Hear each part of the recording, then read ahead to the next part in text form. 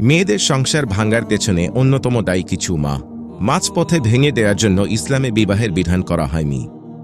স্বামী স্ত্রী আল্লাহর হুকুম মেনে দাম্পত্য জীবন অতিবাহিত করলে পরকালে আল্লাহ তাআলা এই ঝুঁকিকে জান্নাতে দুনিয়ার বিবাহের উপরেই প্রতিষ্ঠিত রাখবেন।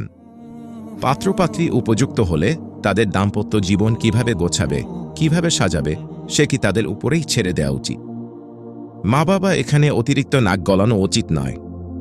অবশ্য সুস্পষ্ট কোনো ভুল পদক্ষেপ নিতে থাকলে সেক্ষেত্রে মা বাবা সতর্ক করে দেবেন। আমাদের এই দেশে দাম্পত্য কলহের অনেকগুলো কারণের মধ্যে এটি অন্যতম যে মেয়ের মা তার মেয়ের সংসারে নাক গলায়, আর স্বভাবতের মেয়েরা এসব ক্ষেত্রে মায়ের পক্ষ নিয়ে থাকে। এছাড়াও অনেক দুষ্ট মহিলারা নিজের মেয়ের জামাইকে হাতের মুঠে রাখার জন্য বিভিন্ন রকম ব্ল্যাক ম্যাজিক তথা জাদু করে থাকে।